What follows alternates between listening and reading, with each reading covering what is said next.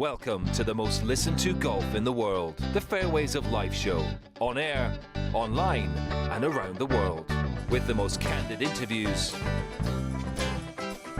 unforgettable stories, taking you beyond the ropes. Here's your host, New York Times best-selling author Matt Adams.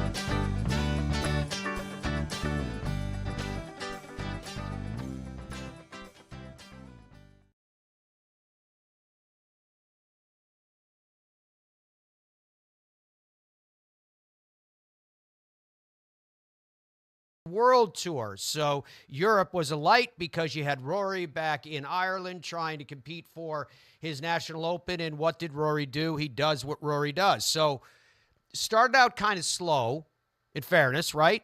And then steadily crept until Sunday. At one point, he ascended to the top of the leaderboard, was unable to hold on to the position, setting up the drama that was 18 in regulation. That drama at 18 in regulation would require Rory McIlroy to make an eagle. He had, what would you say, Dom, 18, 20 feet on that eagle putt on 18 in regulation? I can look it up, but I think it was more than that. You do? All right. Well, he's going to look it up and see what it is. I mean, it was an excellent shot. I know this much, a par 5 at the K Club. And he had an 8-iron. So 8-iron for Rory is going to be at least 175, probably more, although the weather that day was kind of heavy air. That was the way that Wayne Riley was describing it, and I thought it was an excellent description of it. And Rory splits a hole in two, goes into playoff, extra holes. Ultimately, he's able to secure it, winning. And remember, he's already won an Irish Open at the K Club, which is interesting because it brings up a number of different questions to me. One of which is, this was Rory McIlroy that a few years ago told the world. Did you find it, Dom? Just bark in if you do. A few years ago, Rory admitted to the world that he doesn't like to play in the wind and rain, and everyone was like, "What? Wasn't that how you were raised? Wind and rain?" And he was like, "Yeah, I don't like to play in the wind and rain." And if you look at his proficiency on the PGA Tour, right, and his wins, the K Club, 28 feet. 28 feet. There you go. Even more impressive. The K Club is a club that looks very much like you could find it in, I'd say, South Carolina, this Arnold Palmer design. It doesn't really, when you're there, I'm not trying to be critical of it, I'm just being honest. When you're there, it feels very much like you're playing a course in the USA and not so much that you're playing a course in Ireland. I mean, even Andrew, pull up the shot that you have in preview. I'm not asking you to roll it. I just want you to pull up the shot. And you'll see in the background of kind of what I'm talking about. How lush it is. Look at the bunkers in the background. Those are not the typical bunkers that if you ask most people describe the bunkers in Ireland, just in general, they're not going to think about a Parkland style like that, U.S. style, relatively flat. You can't get up. You can see Rory doing this interview. We're going to get to his sound in just a second. And interestingly this morning is that the sound that we're featuring for you comes from multiple different media entities. They're all kind of bites of sound, but we grab them because each provides a different perspective from Rory McIlroy. One, because he's veteran enough and good enough that when you ask him a question, he's not going to deliver the answer the exact same way every single time. Like you would see in like a political realm or something, for an example. But this win by Rory McIlroy at this time of year, of course, all of it in some way, shape, or form, doesn't it, sets up the table for the Ryder Cup. And you're always looking for form. Like this week at the Procore and the PGA Tour, 10 of the 12 USA Ryder Cup members are in the field. 10 of the 12. And Keegan Bradley, captain, is, well, not playing, he's on site. I think the way the tour phrased it when I read the press release was to lend support. So Keegan Bradley will be there lending support, but 10 of the 12 will be competing, and I'm sure that they have the plans to get together and all that's out there. So let's start with this. This is Rory McIlroy winning his National Open, and there was so much emotion built into what happened. When I say his National Open, you can save me the messages saying that he's from Northern Ireland. This was in the Republic of Ireland. Golf in Ireland is governed under one umbrella, the Golfing Union of Ireland. So he has played under that flag for the entirety of his life, even in the Olympic Games. So this Irish Open, which has been competed in Northern Ireland multiple times as well, is considered the National Open for anyone that's from the island of Ireland. So it means a tremendous amount to them. So this first interview is courtesy of Sky Sports, and where we pick up is if he can describe the emotions in the wake of this win. Rory, 9 years ago, you won your first Irish Open here at the K Club. Today, you just won your second. Try and describe the emotions, if you can, right now. Yeah, look, I feel just so lucky that I get to do this. I get to do this in front of these people. The support has been absolutely amazing all week, and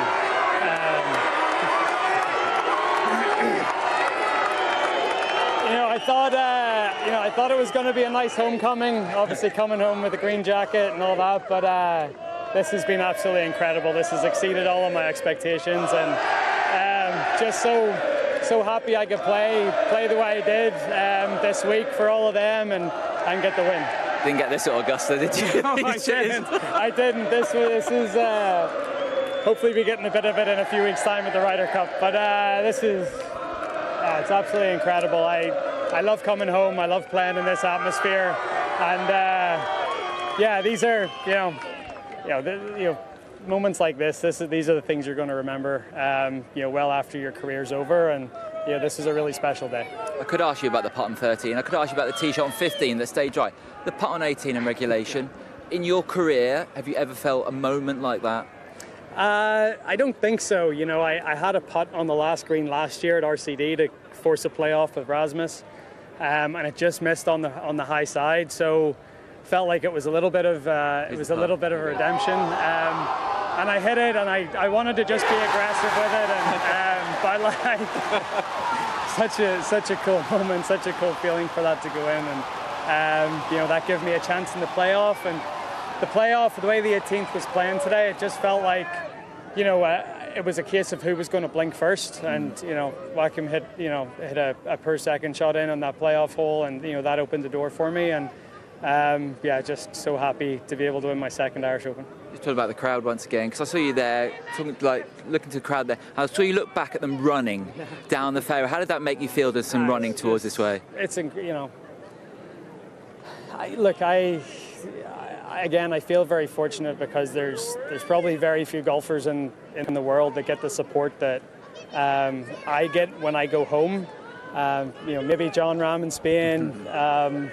There's maybe a few others, but this is absolutely incredible. I don't take it for granted. I feel very grateful and very lucky that I get to do this, and can't wait to celebrate tonight.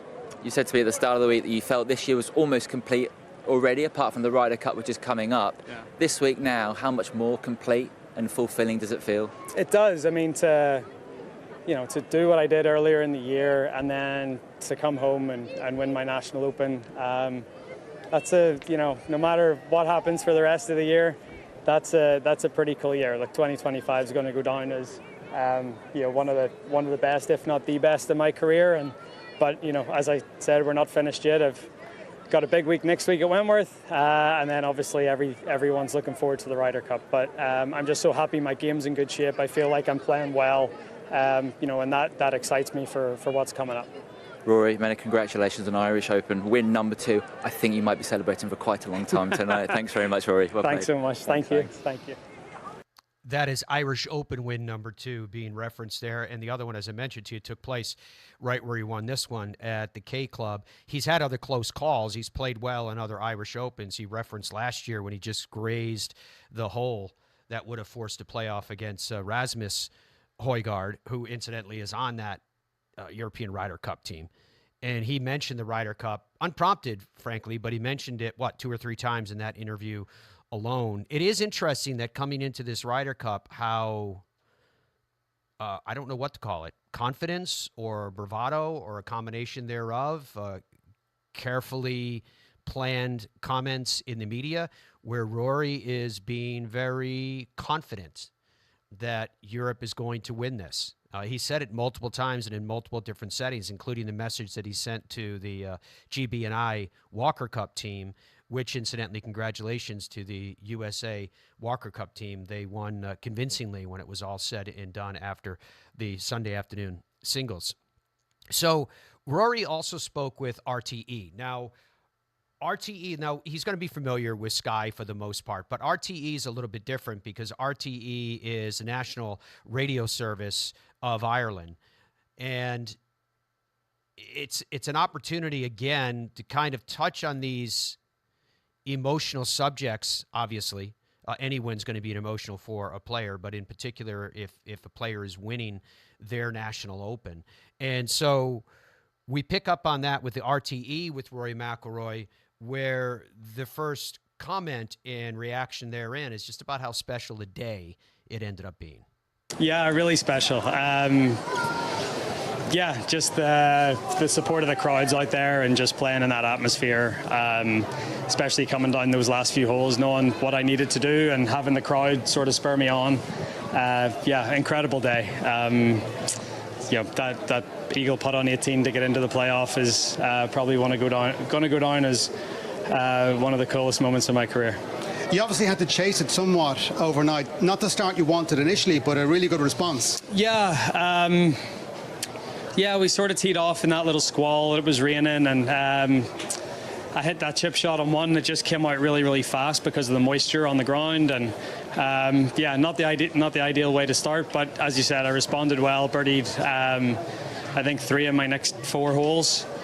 So that was really good. And then, once I got into the back 9, could sort of see what was happening a little bit more. And disappointed I didn't birdie the 10th or the 16th, the 2 par 5s, but thankfully made up for that on 18. When you come to these events, these Irish Opens, obviously huge weight of expectation on you to deliver. You've obviously done that. Is that something you embrace? Absolutely. I think it's taken me a while to get to this point where I do embrace it and I do enjoy it. But yeah, absolutely. I mean, after the year that I've had and the career that I've had, to be able to come home, play in front of these crowds and really feel the love, but also show them my appreciation for their support over the years. Yeah, I love it. You've mentioned the year you've had, incredible. More to come.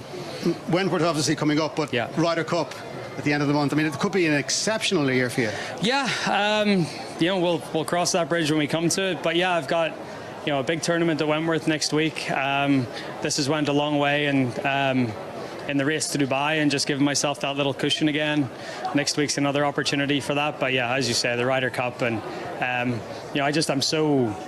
so happy that my game's in good shape going into next week and ultimately the end of September. So I saw some really good signs of my game this week, and hopefully just keep it going now for the next few weeks leading up to Bethpage. And finally, I'm sure you had some words of sympathy for your opponent in the playoff. Yeah, but still a great week for him. He played great. He bounced back well after a tough round yesterday, and I've been on the end of playoff losses. They're tough, but no one beat him over the course of the week. So he can take a lot of positives from it. Yeah, a lot of golf for Rory actually at this time of year. He's mentioning it with the Ryder Cup being the cap in that comment that he just made, but it goes beyond that because of what he's doing with the race to Dubai and his efforts to win yet again another race to Dubai. So we'll see how that plays itself out for Rory McIlroy.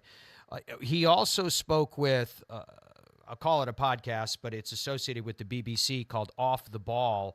And again, it gives us an opportunity to dig a little deeper. And this is what Dom and this is what Andrew have put together, because finding these clips, and they're all relatively short, as you're hearing, it gives us an opportunity to have a perspective on Rory McIlroy that's different than what we normally get from one media source, where you're going to get, maybe it's a little bit longer than what we're playing for you, but that's pretty much it. That's the only thing you're going to get an opportunity to hear from. But in this case, because we have it coming in from different sources, it gives us different perspectives. I get it that, yes, we're talking about the same thing in the wake of victory of having won the Irish Open, but I'm looking both for themes that are recurrent in the comments that he's making to these different media entities, and the Ryder Cup is very much one of those recurrent themes, which is really, really cool in terms of the passion that he is harboring for that event.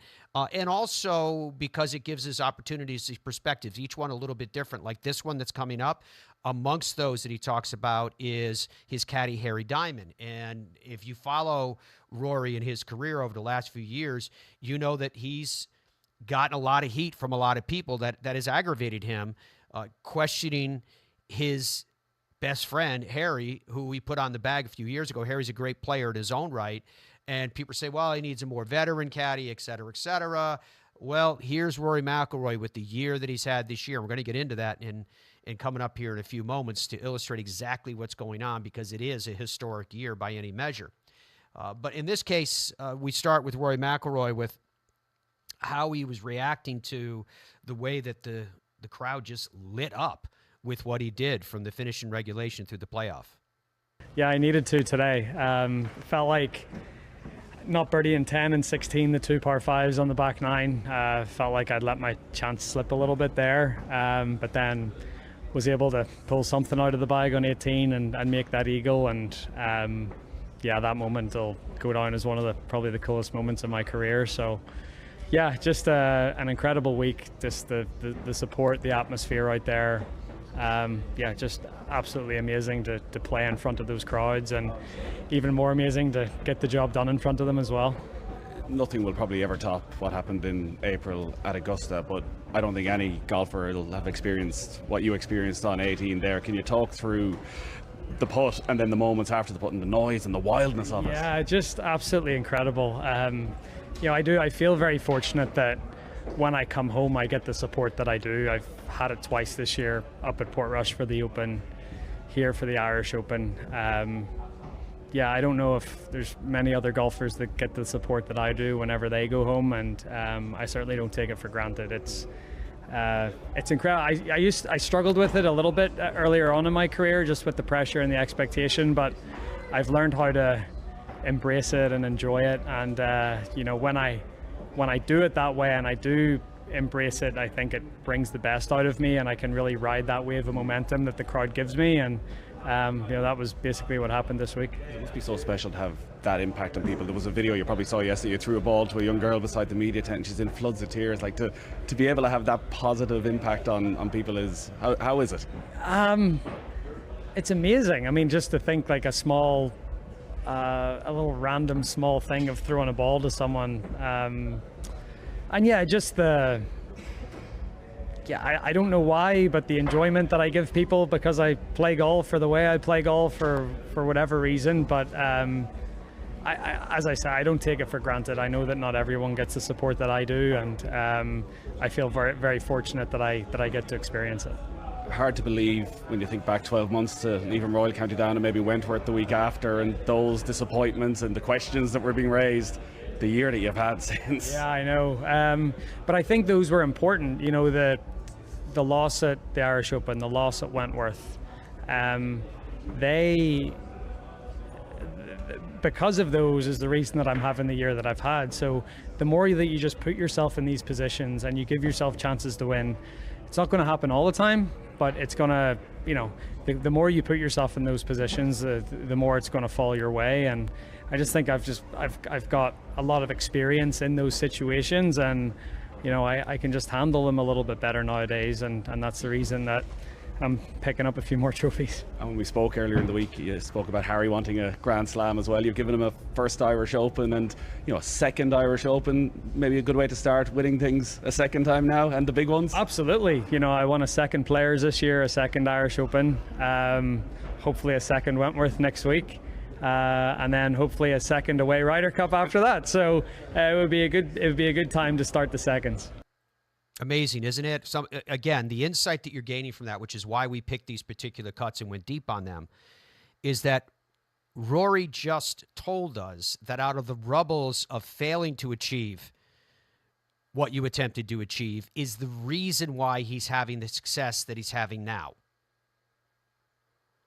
Kind of let that settle for a second. Then he mentioned the BMW, the PGA Championship at Wentworth. He said next week, because next week is this week. That interview was recorded 2 days ago on Sunday, and it's underway. In fact, we reached out to Billy Horschel, and Billy's like, yeah, guys, sorry I can't come on the show this week. I'm defending at Wentworth, and we wish him the very, very best as well. So there's lots of golf still on the horizon, and don't forget, right around the corner, there is that Ryder Cup. Time now for the Flight Scope. Did you know? Log on to flightscope.com and catch and see and understand all the details of their new i4 rangefinder, this absolutely remarkable piece of technology. Yeah, it has the magnets, so it sticks right on the frame of your golf cart, but this will tell you everything. It's like a caddy in your pocket. It's going to give you all of these recommendations, including, as you just saw, personalized club recommendations. If you're not sure what club to hit, it's going to know based upon your gapping what's best given the circumstance when they're taking all of that data under consideration, as I mentioned, wind, humidity, you name it. Play your very, very best. Do it with the new i4 rangefinder from Flight Scope. Take a look at this. Dual Tour legends. Dom has dug deep with his stats for today's show. We're going to get into it even more coming up in just a few minutes. PGA Tour wins for Tiger Woods, 82. European Tour wins for Tiger's 41. Dom was telling me yesterday that should come as an asterisk, though, because so many of Tiger's wins were dual wins. You know, like a World Golf Championship is a win on both tours, meaning that Rory McIlroy may have the best record for wins on both tours, standing alone at 29 in 20. In terms of the balance of where they come from. Not taking anything away from Tiger and 82 wins. Ernie Els is probably higher than what you guys were expecting with 19 on the PGA Tour and 28 in Europe and around the world that the DP World Tour represents. Greg Norman, 20 and 14. Vijay Singh, 34 and 13. More of the Fairways of Life show coming up after this. We're going to dive into some numbers that I think are going to surprise you as to the season that is unfolding right before our eyes. It takes focus, calculated aggression, and a precise mindset for shots like these. When the pressure builds, only the sharpest ball strikers survive. And Kurt Kitayama activated Weekend Warrior mode with a course record Saturday and a flurry of birdies Sunday. Congratulations, Kurt, winner of the 3M Open with the Tour BX mindset. Bridgestone Golf, the #1 ball fitter in golf. FlightScope Mevo Plus is the ultimate indoor and outdoor golf launch monitor and simulator. It gives you the club and ball data you need with the accuracy you demand. Mevo Plus comes with ownership of simulated golf courses for you to play and practice at home. Mevo Plus is an essential golf partner to help you improve and understand your game better. Put more purpose in your practice. To learn more and get your Mevo Plus, shop now at flightscope.com. Golfers today are a different breed. Who? Me? We see the game in a different way. We all have our own styles. We swing our own swing. But we have one thing in common. We are all about the details. Introducing the Revel line of grips from Superstroke. With 3 distinct offerings to choose from, the Revel is in the details. Our journey began with a simple yet powerful vision to provide the world with the highest quality Virginia-type peanuts. The Hubbard Peanut Company, where quality and tradition meet to create an unforgettable experience. Visit hubspeanuts.com to explore our full range of products and place your order today.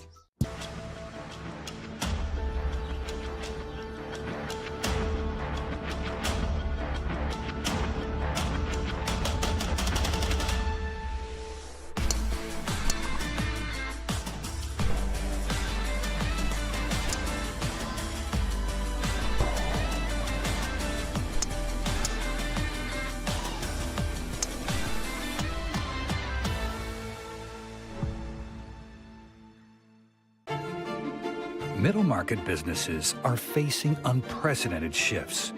which demand tailored solutions and decisive action. RSM stands as the unwavering leader of the middle market, empowering you to take charge of change and conquer this era of transformation. RSM. Experience the power of being understood.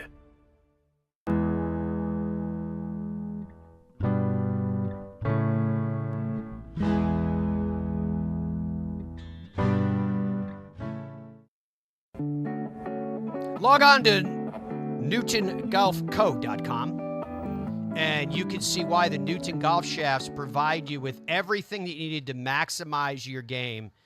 If you've been lacking something off the tee and you're starting to wonder, maybe I should take a look at a new driver, it might not be the driver. It might mean that you need a good shaft. And distance is made easy with the Newton Golf Shafts, made right in the USA. These are shafts that are preferred by the best in the world, including long drive champions. Many of those playing on tour. The Champions Tour guys absolutely love it. They have an elongated bend profile, so you can feel the load at the top of your golf swing and coming into the swing with all of that pent-up energy just ready to smash into the golf ball. If you want to perform off the tee, probably like you never have before, or to regain what you once enjoyed, give Newton Golf Shafts a try. There's a reason why they are so immensely successful right now. NewtonGolfCo.com is where you can get more information. All right, as we welcome you back to the Fairways of Life show on this Wednesday. So you just heard us go through in some detail, and most of it, as I prefer, were the words of Rory McIlroy telling his own story from the week that was and the day that was so distinctive in his victory at that Irish Open. And it came on a week, as I mentioned, where there really wasn't anything else going on the men's side of the game professionally. The Walker Cup was absolutely brilliant. Spoke about that a little bit in the last segment as well. And it was an opportunity, thus, for people to pay a lot more attention to what was going on in the DP World Tour and what was going on at the Irish Open at the K Club. I'm not crazy about the venue of the K Club for the Irish Open. I would have loved to see them beyond one of the great links courses that exist in the country, but alas, that's not the way the wheels of commerce sometimes roll. But Rory McIlroy was able to close a deal, was able to secure his victory, and he is trying to march to yet another race to Dubai. Used to be called, back in the day, Order of Merit, and Rory's won, 6 Race to Dubai, Dom, right? I know that Colin Montgomery had 8 Orders of Merit. I'm just, out of curiosity, I'm wondering, did you, in your research, did you see who's won the most Orders of Merit all time? Is it Colin Montgomery, and is Rory within 2? That I don't know. That is not something I looked up, but I'm going to find out right now. Yeah. Anyways, it's one of those things that we're going to be looking into. I'm going to bring Dom back in earnest here in a second. Montgomery won 8, Seve won 6. So Rory is tied with Seve, and he's about to become second alone and only 1 from Montgomery. That's pretty incredibly impressive when you consider that the guy who's leading in Colin Montgomery played the vast majority of his golf on the then-called European Tour. So, Dom, you heard me just mention I was going to bring you in earnest here because you went crazy going into graphics and going into, thus, the data that was built upon them. Because, and I'm not putting words in your mouth because of how remarkable this season is. So you mentioned to me while we were going to break that today's question of the day plays into all of this and any of it. So what direction would you like to go? I'll just read the question of the day to start things off. The question of the day is, if Rory wins the Race to Dubai and the European team wins the Ryder Cup, does that put his season this year in 2025 as sort of a season that would surpass what Scottie Scheffler has done this year? Because ostensibly, Scottie's playing this week at the Pro Tour, and then he'll play in the Ryder Cup. He's basically done.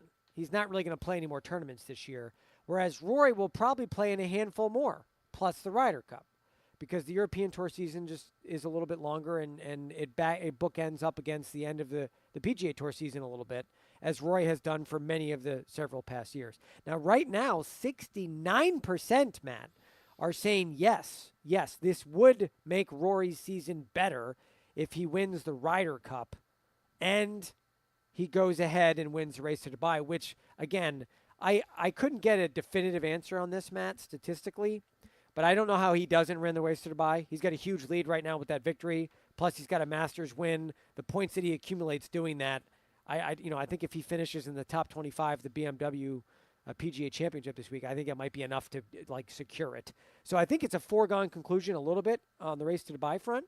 But all of that being said, what it got me thinking was not Rory versus Scottie's season, but more along the lines of, are we witnessing something really unique and different and special this year, having two players play not only at the top of their games, which they both are, but also winning these massively important events.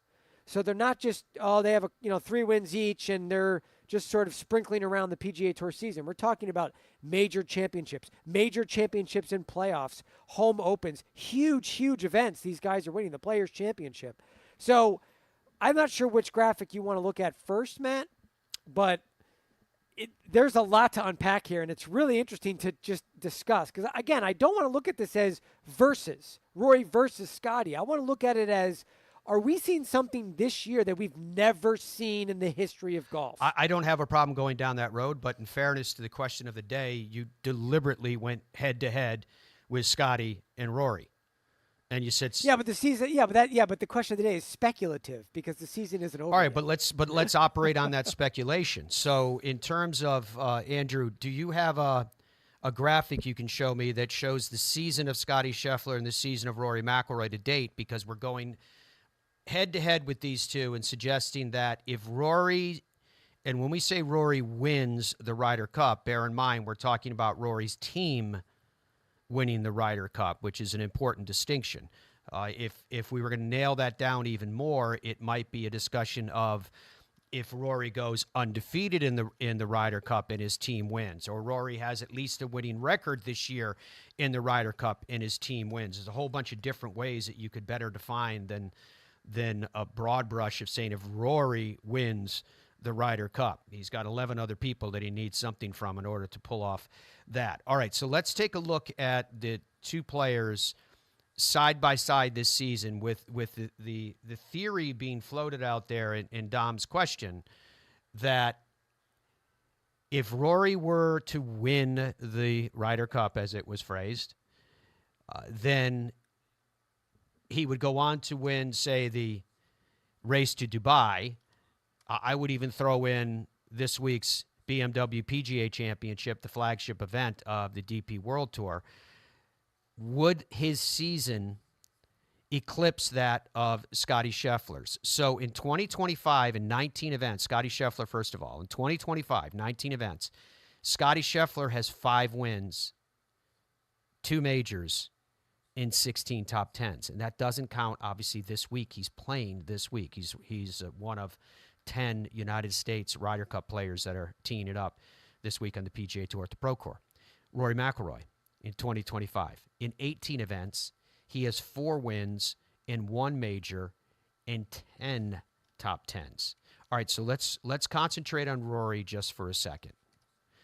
Let's take up Dominus theory. And again, I'm going to throw in the BMW PGA Championship to strengthen the position that the question is taking, which would be for Rory McIlroy, he would have 4 wins, the Masters, the BMW PGA Championship, a team win at the Ryder Cup, and a season-long win for the Race to Dubai. And how would that, so instead of being 4 wins that he currently has, it would bump that up again. So, and Dom, just for clarity here, your Rory run that you're illustrating includes his Irish Open victory, even though it was on the DP World Tour. Correct. Okay. So, because the Rory run includes events on both tours, because he truly is, which we can talk about later, a dual I tour understand. player. And he one of the lives few. over there now. They got the house at Wentworth outside of London, et cetera. So if I give him credit for winning this week at the BMW PGA Championship, he would go to 5 wins. Even if his team wins the Ryder Cup, that's not credited as an individual win. And the race to Dubai, again, is not credited as an individual win. Those are season-long accolades. So that would get us to a point where in 19 official events played, same as Scottie, he would have 5 wins. Scottie would have 5 wins. In Scottie, and that's assuming Scottie doesn't win this weekend at the Procore. If we're giving Rory, handing all these cards out to Rory, we might do the same for Scottie, but I won't, just for the purpose of having this discussion. If they have the exact same official events played, individual stroke play events in 19, and Scottie has 5 wins, and Rory has 5 wins, and Scottie has 2 majors, and Rory has the Players and the Masters, and the Ryder Cup, potentially. Dom keeps reminding me of the Ryder Cup. I just explained if you win the Ryder Cup, it's not an individual win. It's an accolade to the season that would go with the Race to Dubai banner as well, which I'm happy to throw in this conversation. I would take a look at that for me personally, and I realize that I'm in defiance now of the majority. But you had nearly 70% that said Rory would be judged to have had a better season. When you have 2 of the 4 majors in one season, to overcome someone that has won 2 of the 4 majors as compared to 1 of the 4, which is terribly impressive, but not as, there is no way that being a part of a winning Ryder Cup team and winning the Race to Dubai and having the same number of total individual stroke play wins and the exact same number of individual stroke play starts would equate to a better season on the part of Rory McIlroy. I'm sorry, rank and file. One opinion absolutely, desperately disagrees with you. The only caveat I would throw in there, Matt, is that, again, just playing devil's advocate, Rory is going to play in a number of events, more events than Scottie before the end of the year. Right. So he'll play the Abu Dhabi event he normally plays. Sometimes he plays the Alfred Dunhill. He's going to play in the DP World Tour Championship. All these things will take place before year's end. Right. So he could easily collect 1 or 2 or 3 more wins if that's his form correct. continues, But and that number could be 8 wins. Yeah, but let's go back to you heard me mention Colin Montgomery and his 8 orders of merit. Colin Montgomery never won a major championship. He was asked one time how many regular wins. First time I'd ever heard anybody ask this question. How many regular wins equate to a major? Right?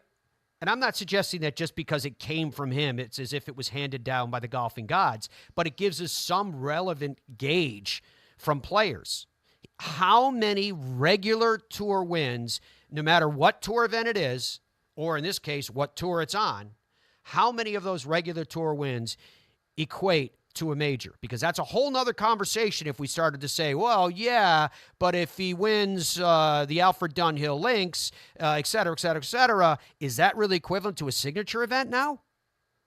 Limited field with the best players in the world, but I'm going to put that question aside and ask the question to say how many regular tour wins equate to a major, and the answer from Colin Montgomery was 8. 8. That's very specific. This guy never won one, so I'm thinking that he's probably stared into the dancing embers in the fireplace and had this conversation. Maybe smashed the glass against the wall, but he's contemplated it. What's the equivalency? So does that mean if you divide his wins by 8, that's how many majors he had?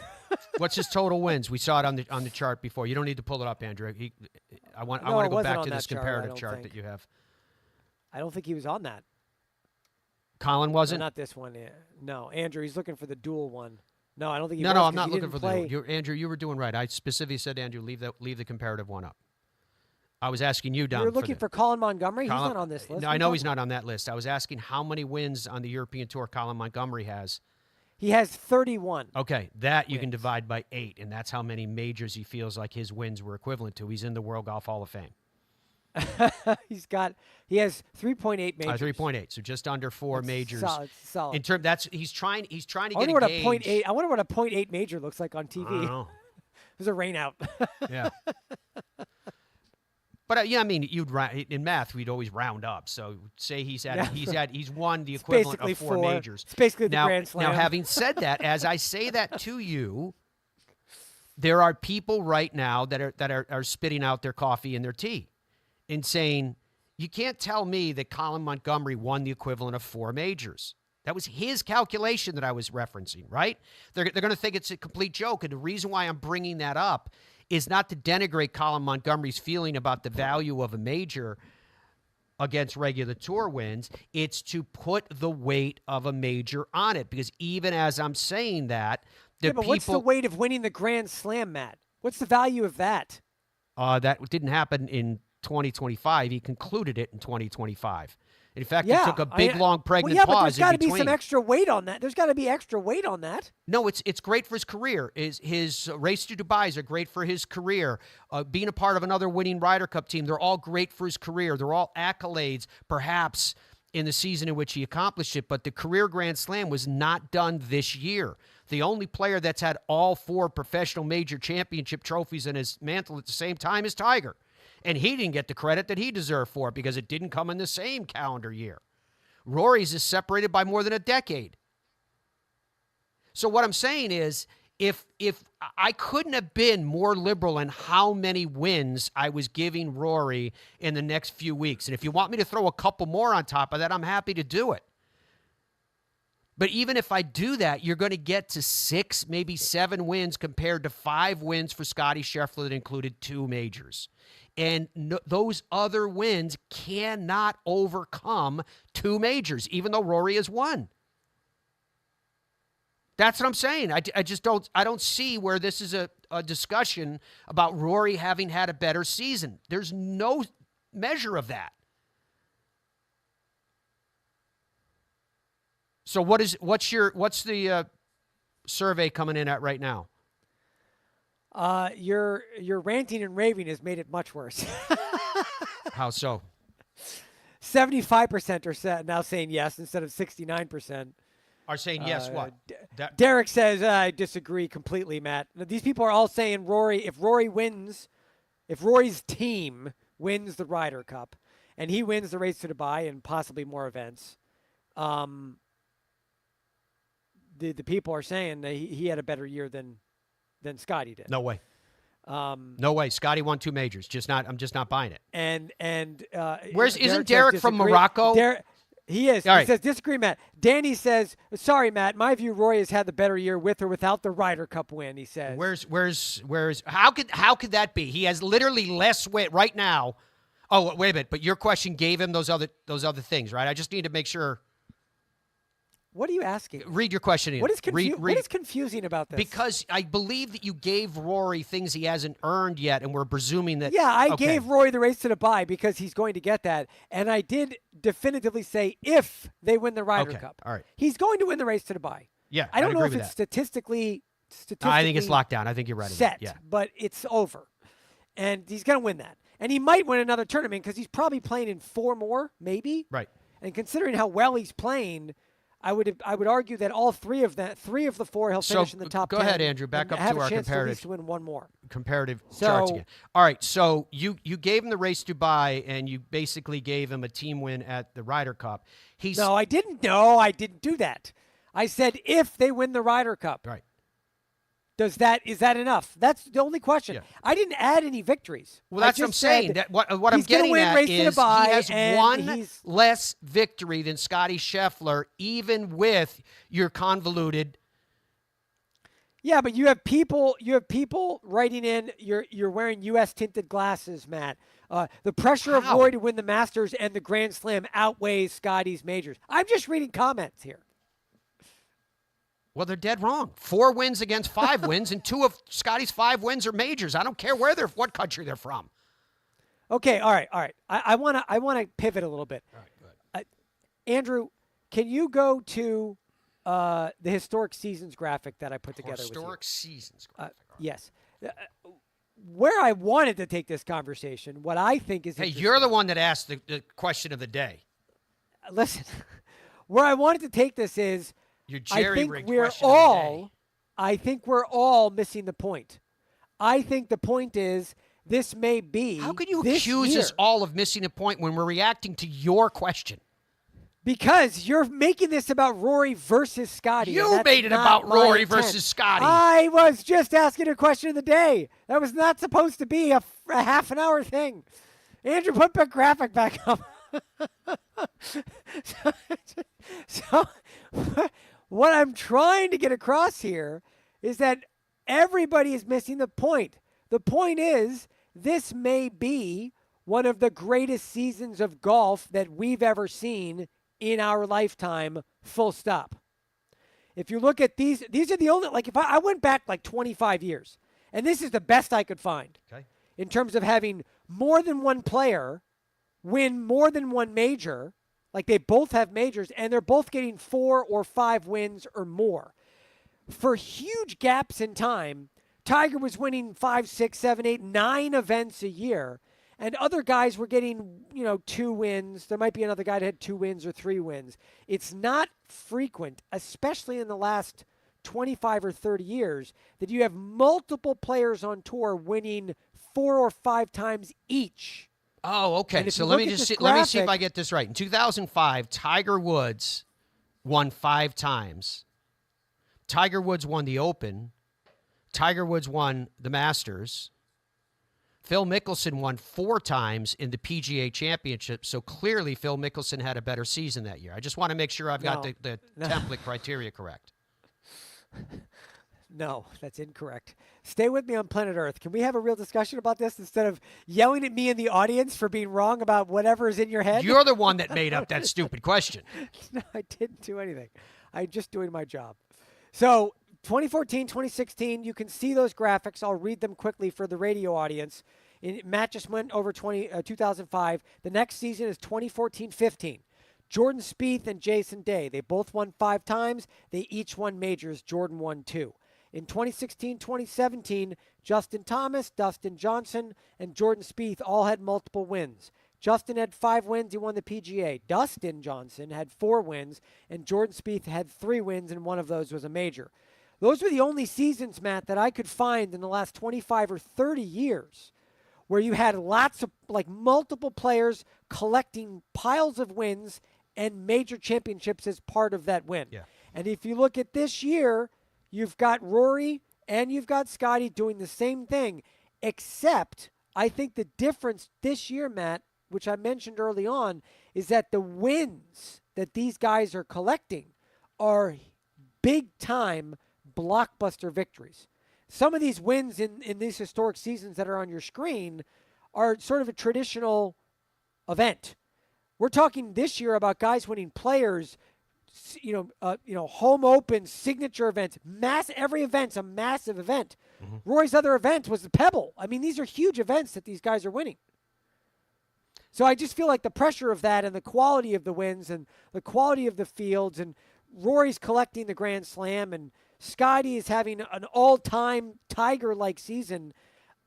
My argument, Matt, is that this is one of the better seasons we've had in the last 20 years on the PGA. Well, I definitely think that... Or in golf. I definitely think that there's a strong argument to be made that we are living through the midst of a modern golden age.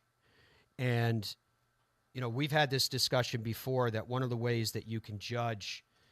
There's different golden ages. Obviously, the period that I say when Giants roamed ran from...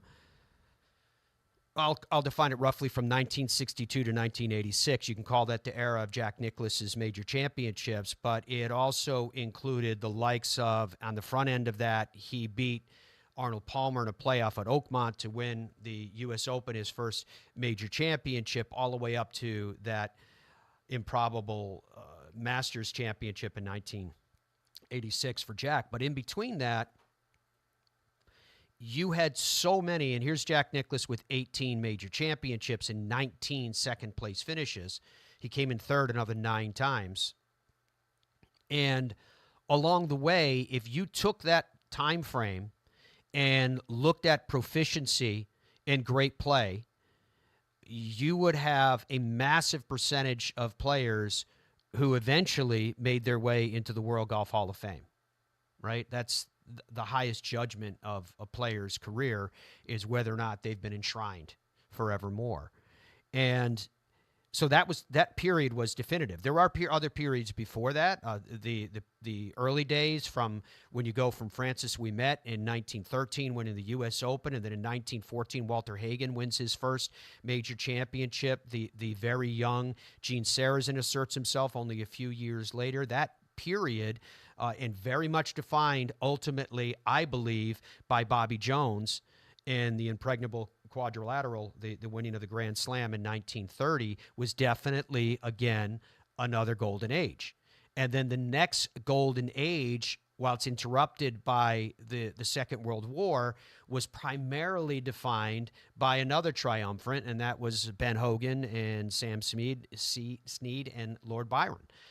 They weren't the only ones, but that was predominant. And then, of course, you had, from there, we go into that one that I'm defining by Jack Nicklaus's career. But again, it included Gary Player and included Arnold Palmer, and it included so many great players. I could keep going down the list. Ray Floyd, et cetera, et cetera, et cetera. So many multiple-time major champions, some of the toughest individuals that the game has ever seen. Lee Trevino, Hale Irwin. Again, that list is long. And then we went into a period before the advent of Tiger Woods where, yeah, you had Tom Watson, but I'd put Tom Watson into that prior period with Jack Nicklaus. You had the emergence of Greg Norman, Nick Faldo, and their domination through these periods, Nick Price. But that period, just in terms of the quantity of great players at the top of the game, was just, in my mind, not quite deep enough to qualify for a golden age in their own right. Again, many of those players fell into one or a latter one. And we have to put the Tiger Woods career, the really interesting question here would be, how do you define it when he won his last major in 2019, but he had his fallow years?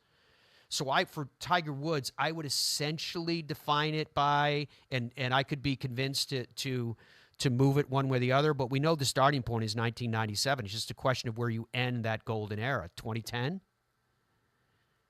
As high as 2012, maybe 13, whatever.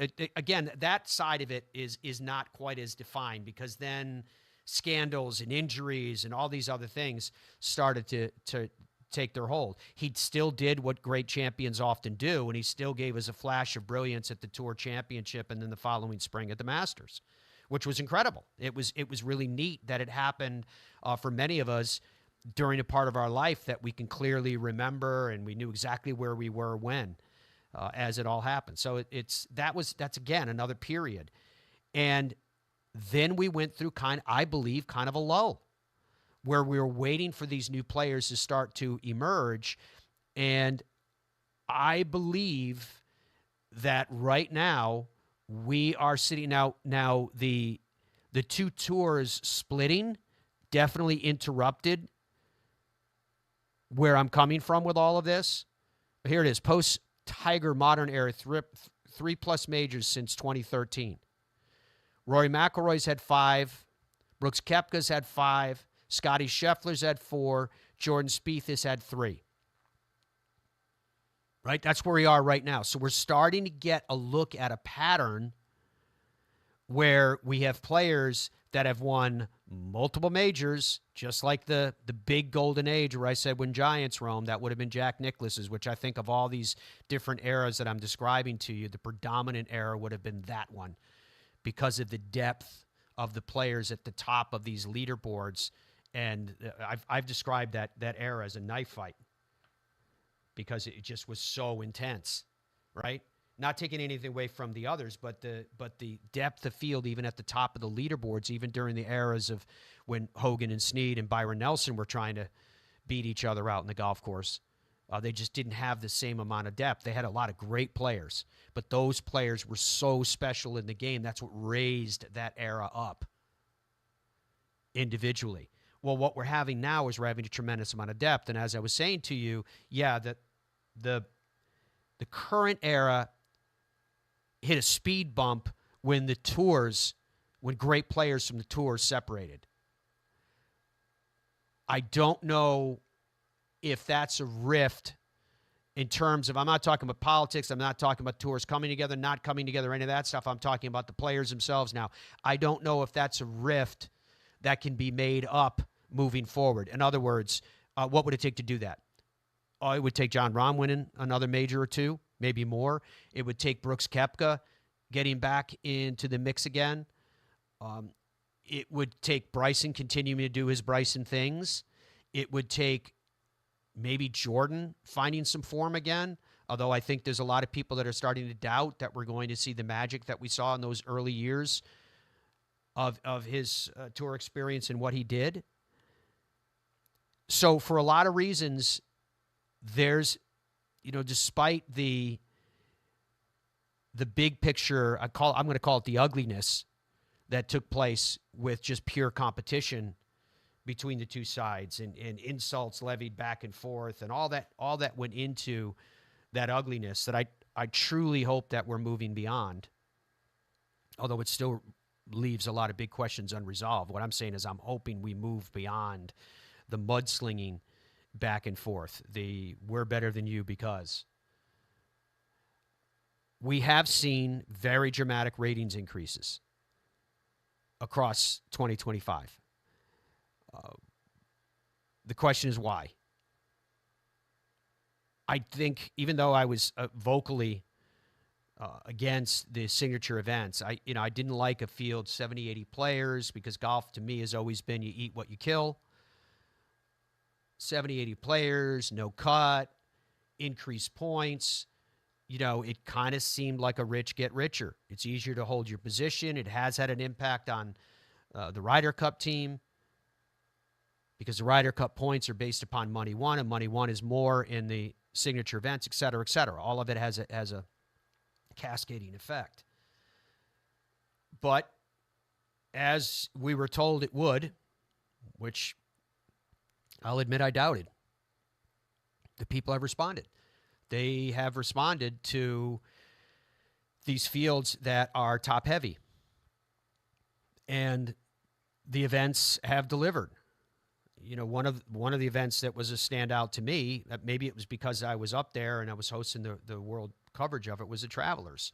And while we felt bad for Tommy, the sting of sorrow for Tommy not closing out at the Travelers, of course, is offset by what he did at the Tour Championship. But at the time, and then to have Keegan Bradley, the reigning United States Ryder Cup captain, come back and catch him at the end and win the event that he considers his major because he's a New England kid, was just mind-blowingly good. It was wildly good entertainment, and we saw so many events that fit that criteria. It's funny because when you think about the Open and Scottie's win at the Open, one of the criticisms of that victory was that it seemed kind of boring. To which, I took a step away from it myself and said, wait a minute. When you have dominance, and if you want dominance, there's another question of the day for us, Dom. Do you want parity or do you want dominance? When you get dominance, you get boring. Again, cast your mind back. Go back to Tiger winning at Pebble Beach by 15. Finishing 12 under par when the next closest, Ernie Els, was +3. Think about that when you were watching it through the shroud of fog and all the rest that was that week. It was boring. Gloriously boring. Because in retrospect, we look back on that now and go, that was one of the greatest major championship performances ever. Right? Then we think about, Hendrick and Phil and their heavyweight bout. You can go back to 1977 in the duel in the sun with Jack Nicklaus and Tom Watson. Again, another heavyweight bout at the time. Those are crazy entertaining. So much fun to watch those kind of matches. But when history looks back on them, they all get bundled together into great major championship wins because ... It's amazing. Dom, any other graphics you wanted to go through as I went on that soliloquy of legends and eras and times? No. I mean, we could do this for hours. I mean, the only other thing that I had built out that you touched on in our Did You Know today which I just think is it's another interesting factoid. It's just the reality that it may be not debatable anymore that Rory McIlroy is officially the greatest dual tour player in the history of golf. Tiger, as you can see there, if you're looking on the TV side and on the radio side, it's a dual tour legends graphic, and there's only 5 players on it that have amassed a lot of PGA Tour wins and also a lot of European Tour wins. Vijay Singh, Greg Norman, and Ernie Els. Neither of those 3 had 20 or more wins on both tours. Rory and Tiger are the only ones to do that. And Tiger had 41 European Tour wins. 33 of those were major championships and WGC events. And to the best of my knowledge, Matt, I don't think Tiger Woods was ever an actual member of the European Tour at any time.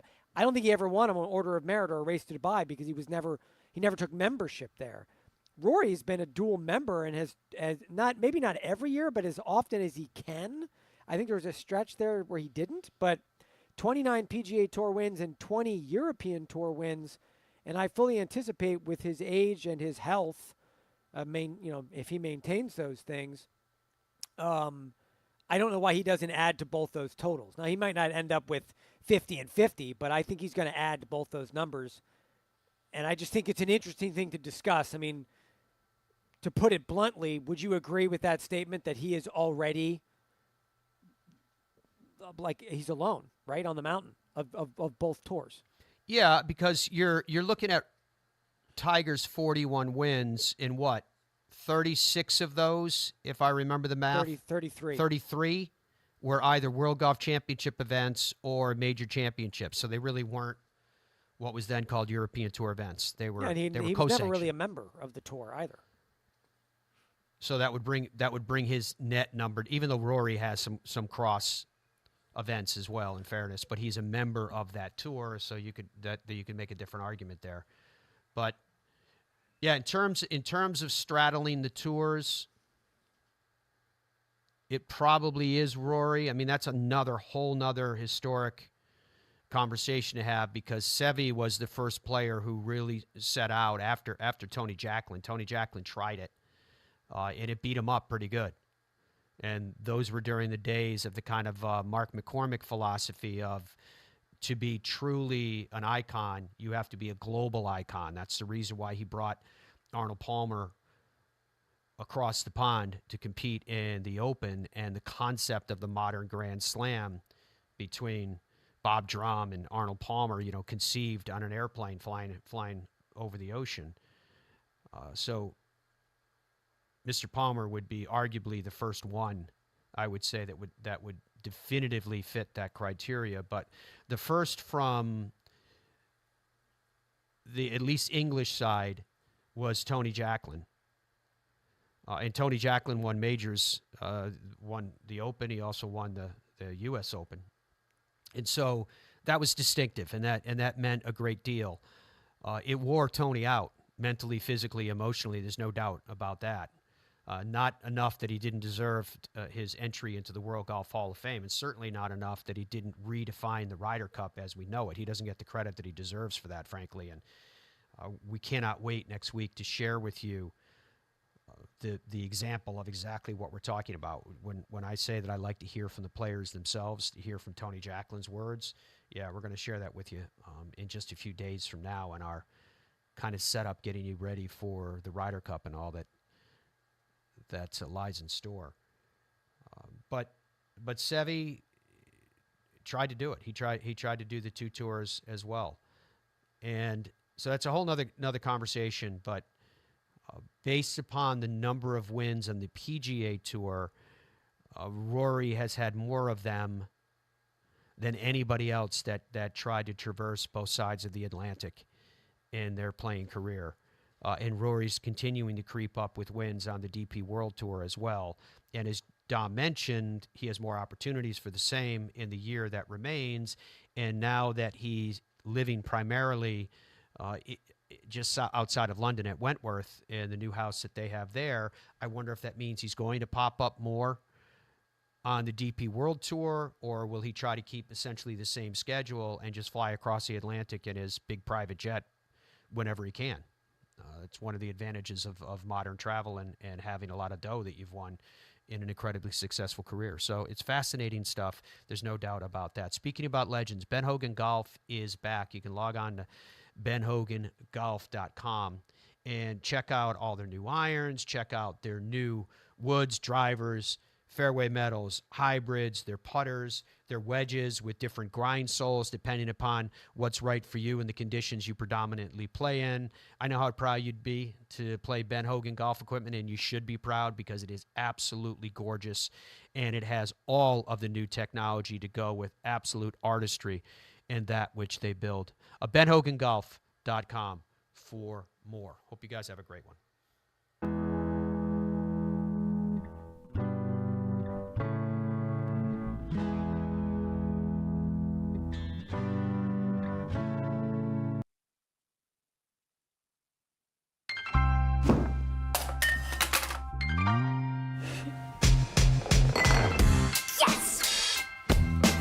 This is golf. A shot, honey. And this is Golf's Superstore. Oh, yeah, we'll take this. In Ireland, golf is more than just a game. Come and experience our world-famous links courses and our world-famous parkland courses, all set alongside world-famous scenery. And visit our world-famous historic sites. And while you're here, enjoy our world-famous hospitality. Fill your heart with Ireland at ireland.com/golf. Ben Hogan Golf Equipment is back. Established in 1953, we serve golfers who demand excellence of their equipment. Designed by the game's best engineers, forged in the world's best foundries, and built to order in the USA. Don't settle for off-the-rack disappointment. Elevate your game with custom clubs at direct-to-consumer pricing. Exclusively at benhogangolf.com. That's benhogangolf.com. We know there's more in you. More distance, more accuracy, more consistency. That's why we created the PXG Black Ops driver to unleash your potential. Packed with innovative technology and unmatched adjustability, PXG Black Ops drivers are custom fitted for your swing and engineered to maximize your performance. To play your best, play the best. PXG Black Ops drivers. Book your fitting at pxg.com or a PXG location near you. PXG, you've never played like this before. Imagine your ultimate golf experience. There's a good chance it's Michigan's Magnificent 11. 11 spectacular courses from Boyne Golf, varied in both topography and play. Boyne Golf was named the #1 best golf destination in USA Today Reader's Choice 2025. And the Highlands at Harbor Springs is the #2 golf resort in that same USA Today poll. The ultimate golf experience. That's Michigan's Magnificent 11. Hey, I'm golf broadcaster Matt Adams. You know, Hub's Peanuts has been cooking up the top 1% of peanuts for over 70 years. And these aren't your average nut. These are super extra large Virginia peanuts cooked in the USA. Family-owned Hub's Peanuts have more protein than any other nuts. So whether it's a boost on the course or a special gift, the variety of flavors guarantees Hub's Peanuts is just what you need. Family-owned, nutritious, delicious, and sustainable. Hub's Peanuts, it's just right. HubsPeanuts.com. When you choose Newton shafts, you're choosing more than a product. You're choosing innovation, pride, and excellence right here in America. We pay attention to the minutest of details, and you can feel that in the performance of our shafts. 4! This is golf, and this is Golf Superstore, the only place you can walk in for a free driver fitting, have it built, and tee it up the same day. Try Fit and Go today.